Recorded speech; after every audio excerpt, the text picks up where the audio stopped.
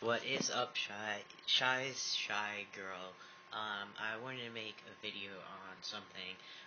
Mary has been touching a lot based on PTSD, so I thought, it personally for me, I do have PTSD, but it's something where I'm not very comfortable talking about at this moment. So I wanted to talk about cutting and burning, personal experiences with it, and whatnot, I guess you can say. Um, the first thing is, if you have the urge, or you do cut and burn, it's definitely, you're not alone. I've been there, done that. Gonna tell you guys a story about one time when I was younger and I burned, but that's will be a whole nother story. And I see you guys are liking her videos, so I'm happy that you guys are liking her videos. Check out all our videos, comment on all our videos and whatnot. Feel free to rate, subscribe, etc.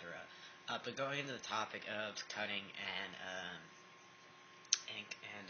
burning, I want to quickly touch base on people who cut for attention and are not, in air quotations, real cutters.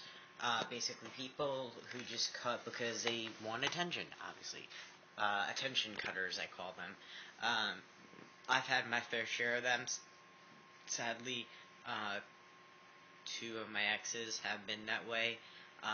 They either realized that I was going to break up with them, or that I wasn't paying enough attention to them, or that I was either veering towards another girl or something like that, and they started to freak out and they started to cut for attention.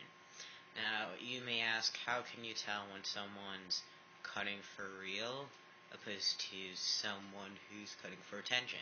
Now, truthfully, we can't really say who's doing what, because um, some people may be cutting, but they're just not cutting as deep, I guess you can say. And then some people are just truthfully cutting deeper. From my understanding with cutting, if you're doing it for attention, because there are plenty of people who do that, you kind of have these superficial scars. You actually have scars from it. It has a certain look. It's hard to explain. I'd show you a picture of what I'm talking about, but I don't have one, and it's hard to explain. But when you truthfully cut, you bleed more. It's not these like obvious scars and whatnot. It's kind of like, from my experience, you either cut enough where you bleed a, a bit, or you cut enough where you bleed even more.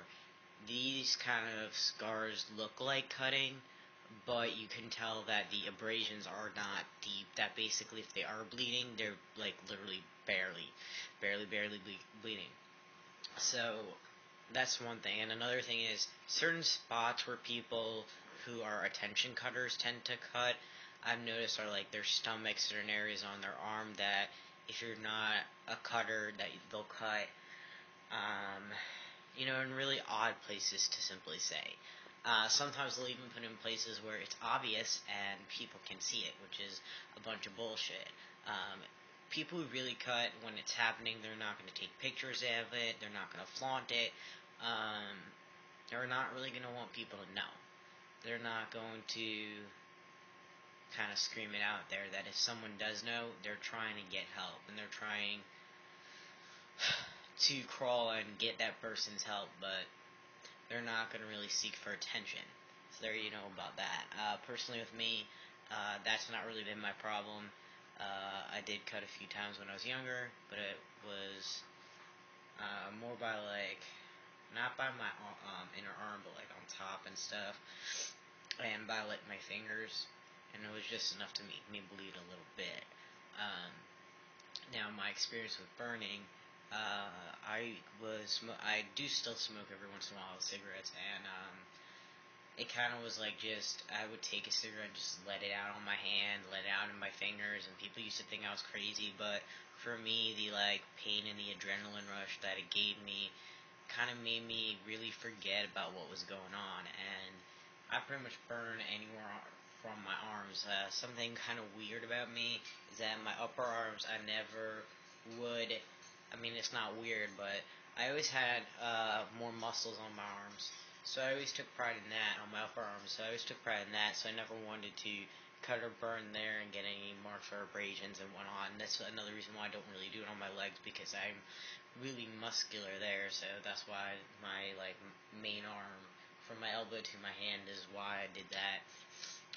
But yeah, I mean, I feel like the lessers of the two evils is burning, because it's a lot harder to scar and it does less to your body, but at the same time, neither of them is good to do. Just remember that. But you don't always scar from burning. You can burn and never have a scar, or you can burn and have a scar. And for me personally, I've never gotten scars from burning. And kind of what goes into if you do get scars is how sensitive your skin is, how easy your skin can burn, how long you keep the fire or whatever's burning by your skin. There's a lot of different components to it, but I just wanted to talk a little bit about that. That's a little bit about my experience, and I wanted to make a video for you guys because I haven't made a video in a few days, and Mary's been making all the videos, so I thought it would only be fair. So if you guys have any questions, comments, or concerns, feel free. I hope that you guys enjoyed this video somehow or can relate.